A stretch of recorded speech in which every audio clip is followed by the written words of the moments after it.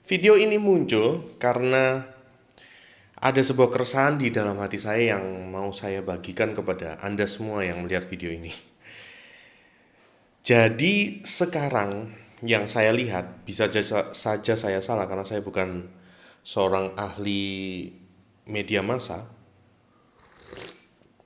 Tapi kalau yang saya lihat sekarang, kebutuhan seseorang yang eh, banyaknya dari segi ekonomi menengah ke atas ataupun eh, para pekerja-pekerja yang sudah dewasa, yang baru mungkin juga lulus dari kuliah dan masuk di dalam dunia kerja, agaknya sudah jarang melihat TV. Lebih ke arah social media atau social network, eh, social platform lah kalau kita boleh bilang. Makanya kenapa judulnya nanti nggak tahu nih judulnya video ini nanti apa, tapi yang jelas hal itulah yang akan saya bahas hari ini. Social media, social platform, social network, semuanya. Yang mana saya mau membahas ini karena keresahannya sangatlah bagi saya penting. Dulu kalau orang mungkin akan eh,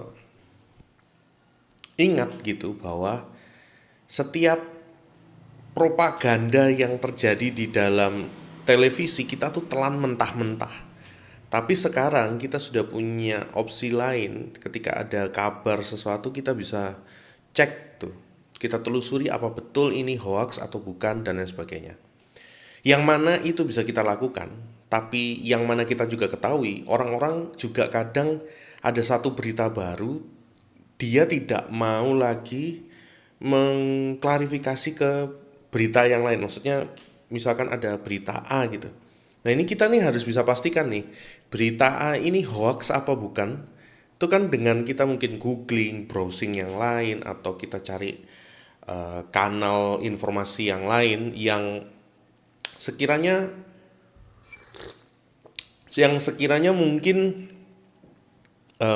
bisa mengkonfirmasi apakah betul ini berita betul adanya gitu.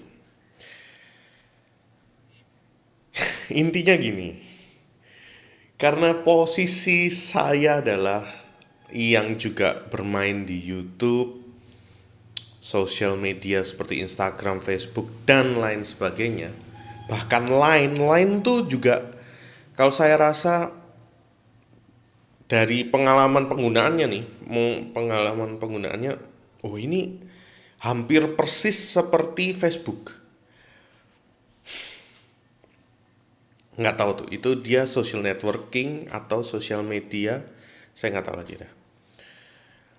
Yang jelas, yang saya perlu tekankan tuh ada sesuatu nih di sini, bahwa social media ini sekali lagi ini persepsi saya. Social media atau social platform itu mematikan sosialnya kita, atau lebih tepatnya kegiatan sosialnya kita. Kenapa? Karena kecenderungannya lihat Instagram orang, lihat Facebooknya orang, atau lihat status WhatsAppnya orang. Kadang apa ya? Ada yang merasa ini mungkin tidak semua banyak orang yang melakukan hal ini, tapi ada beberapa yang juga saya alami dulu, sekarang karena sudah mengerti. Dulu saya mengalami adalah ketika saya lihat kok rasanya, duh enak ya tinggal di situ gitu. Atau duh enak nih orang ini liburan gitu. Atau uh, duh enak nih orang ini melakukan sebuah kegiatan atau posting apa makanan gitu terus posting, terus makannya pun juga di all you can eat yang mahal apa yang itu dulu saya waduh Tuhan kenapa kok akhirnya saya kayaknya menyesali diri gitu. Padahal setelah saya selidiki mungkin saya adalah seseorang yang kurang social skill atau kemampuan bersosialisasi. Kita udah ada social tools-nya nih, sudah ada alat untuk bersosialisasinya. Tapi kita nggak punya skills atau kemampuan ataupun keterampilan untuk memanfaatkan social tools atau alat sosialnya ini, gitu loh. Alat yang dimana kita bisa bersosialisasi gitu maksudnya. Yang berat tuh gitu, itu berat banget. Karena ini belum terjadi ya. Kalau saya pikir kalau saya tidak mempelajari social skill saya mengembangkan lagi, bisa jadi endingnya saya pasti akan menghapus akun-akun sosial media saya. Yang mana menurut saya itu juga salah. Karena kita ini makhluk sosial, makhluk yang harus bersosialisasi, makhluk yang nggak bisa hidup sendiri, harus istilahnya bukan harus, butuh pertolongan orang lain. Yang mana kalau ngomong tentang orang lain itu pasti juga ngomong tentang sosial lagi. Jadi susahnya untuk kita tidak bersosial media itu adalah masalah yang utama. Nah, apa hubungannya dengan hoax yang tadinya? Karena kita seringkali takut untuk ketinggalan sesuatu hal. Itu adalah salah satu indikasi ya, mungkin bagi saya. Indikasi bahwa kita ini nggak punya keterampilan sosial, bersosialisasi di sosial media. Dianggap tolol gitu kitanya. Makanya kenapa ada haters, lalu orang bisa komen seenak udelnya di sosial media karena mungkin satu di kehidupan nyatanya dia nggak bisa ngomong apa-apa. Di Instagram inilah saatnya saya harus menunjukkan gitu, kayak gitulah. Menunjukkan bahwa saya bisa berspeak up apa gimana, nggak tahu. Lucu. Karena dulu saya merasa iri dan akhirnya saya sosial media itu membuat saya tidak bisa bersosialisasi. Akibatnya sedikit-sedikit gak seneng saya unfollow. Lama-lama saya ada ngerti, oh ini salah saya, ini sudah pasti salah saya. Salahnya tuh di saya, bukan salah di orang lain. Salahnya tuh pasti di saya. Saya tuh kayak akhirnya sadar gitu. Ini kok gini ya gitu. Kalau saya lakukan begini terus, nanti jadinya saya tuh nggak punya temen. Saya nggak punya relasi. Yang mana penting relasi untuk kita. Nggak hanya ngomong tentang bisnis, tapi juga misalkan kita butuh bantuan. Hari-hari ini kita sudah disadarkan sama COVID bahwa kalau kita butuh bantuan tuh nggak, ya sebenarnya itu salah satu ya, nggak cukup cuma hanya update status di Instagram, tapi itu salah satu cara untuk kita mendapatkan pertolongan kan. Donor plasma apa, donor darah plasma apa yang apa gitu, saya lupa istilahnya. Itu juga seharusnya kita harus akui sosial media itu sangat pesat untuk bisa dapat informasi kayak gitu.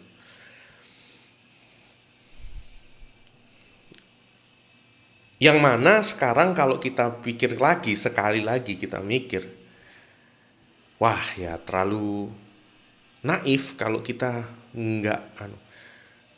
nggak memakai sosial media dengan baik, apalagi sampai menghapus akun kita. Itu menurut saya salah.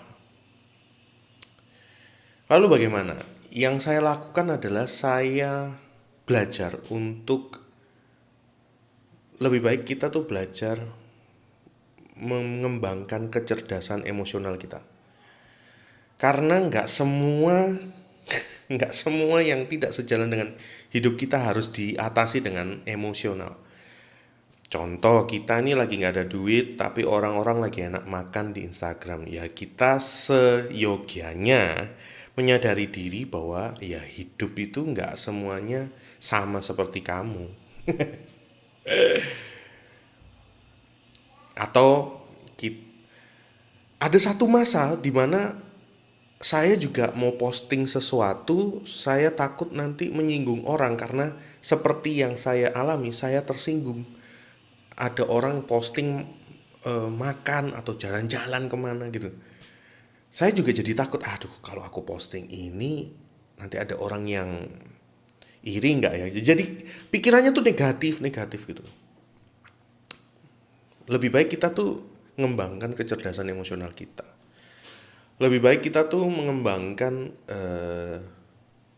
apa ya namanya, self talk, apa, ngomong pada diri sendiri gitu, bahwa ya nggak bisa bos gitu, nggak bisa, kamu jangan samakan dirimu dengan orang lain karena itu akan membuat kita iri sepanjang umur kita gitu.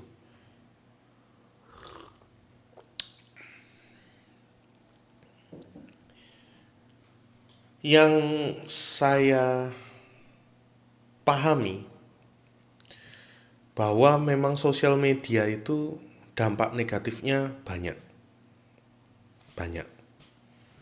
Tapi yang tidak pernah dipahami bahwa sosial media itu cuma alat. Layaknya pisau. Nah tergantung nih yang pegang tuh punya skill atau enggak. Kalau anak balita pegang pisau bahaya bos. Dua hal, bisa melukai dia dan bisa melukai orang di sekitarnya balita itu. Alat. Jadi percaya nggak percaya, ketika kita lihat balita pegang pisau, kita pasti akan menjauhkannya. Berbeda kalau misalkan pisau itu dipegang oleh chef ternama atau orang yang sudah punya pengalaman masak di dunia kuliner gitu. Beda lagi tuh dah. Dia bisa memangkas semua bawang dalam hitungan detik misalkan. Itu kan progres yang bagus kan. Harapan saya di video ini bahwa sebenarnya jangan menjadikan alasan sosial medianya orang lain untuk kita tersinggung, itu aja. Karena kalau misalkan kita tersinggung sama orang lain, yang mana itu teman kita loh. Kecuali kalau bukan teman kita, ya atau tapi sebenarnya terlepas itu teman kita atau bukan, tapi kalau misalkan ada di home-nya Instagram atau Facebook, di timeline-nya kita, di feed itu, lalu orang melakukan yang tidak bisa kita lakukan terus kita iri dan kecewa, sebenarnya yang salah tuh bukan Facebook Instagramnya atau orang yang memakai mereka berdua, tapi yang salah diri kita. Karena kita nggak bisa belajar, kita membiarkan kecerdasan emosional kita berada di bawah levelnya, lalu self talk kepada diri kita sendiri tuh juga kurang. Kayak oke, udahlah, memang hidupnya orang ini bagus, terus seyogianya menurut saya, bagi kita yang percaya, kita mempunyai kepercayaan, kita mendoakan dia lebih baik lagi kan gitu. Diambil positifnya aja, kita nggak bisa nyetir orang lain, termasuk juga hate comment, komentar-komentar yang nggak enak. Kita nggak perlu harus bereaktif betul gitu, maksudnya reaktif banget gitu. Anggap komennya nggak sejalan dengan apa yang kita ekspektasikan, ya sudah gitu, diamin dulu, endapin, baru kita bisa pikir jernih gitu. Tahu nggak, eh,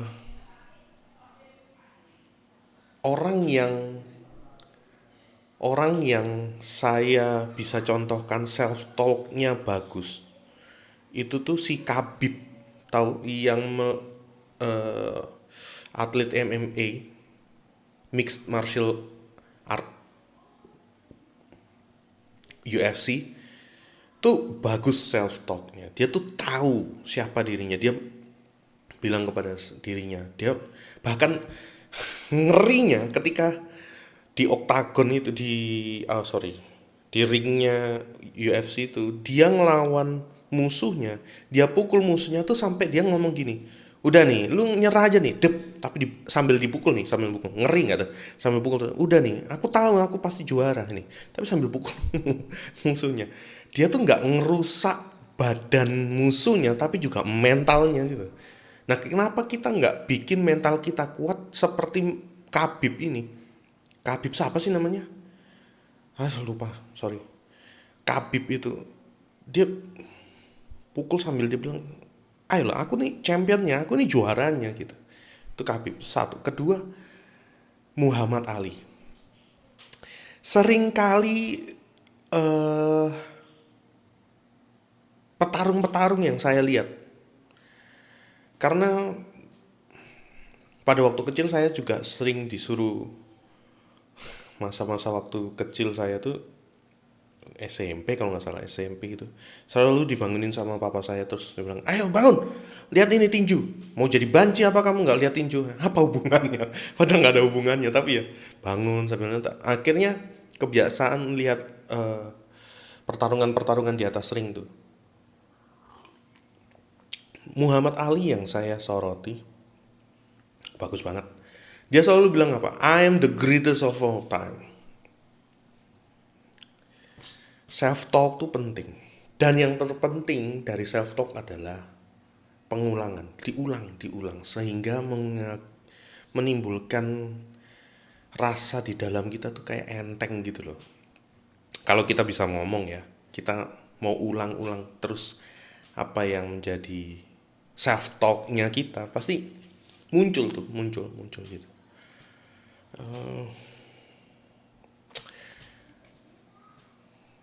Saya merasa sedih ketika ada orang yang sosial medianya nggak bisa kita mention gitu. Sedih. Karena sebenarnya ya nggak tahu lagi sih. Itu sih pilihan orang ya. Tapi bagi saya respon atas pilihan orang itu untuk antisosial itu tuh membuat saya sedih. Karena mungkin saya nggak bisa menyelami pemikiran orang yang ansos ini. Tapi bagi saya yang saya lihat adalah saya ini nanti nggak dapet nggak dapet temen dong. Padahal begitu indahnya kalau kita tuh sudah saling berteman, bertoleransi satu sama lain. Gitu sih. Cukup sekian. Terima kasih sudah mendengarkan ocehannya Randy Abraham. Dan terima kasih sudah mendengarkan sampai di menit ini. Dan mohon dukungannya untuk like, share kalau kalian suka pembahasan video ini ke orang-orang yang perlu, yang kalian rasa perlu. Dan jangan lupa untuk like. Udah ya, tadi udah gue sebut ya, like. Ya udahlah, pokoknya itu. Dan ada juga kalau kalian mau, ada di sini di sekitaran layar kalian ini nanti ada barcode untuk kalian bisa pakai jika kalian ingin menyumbang atau mendonasi ke saya. Mohon dukungannya. Terima kasih sekali lagi dan mohon maaf kalau saya ada salah-salah kata dan membuat hati Anda semua tersinggung. Saya mohon maaf, saya tidak mempunyai keinginan untuk menyinggung satu sama lain. Terima kasih.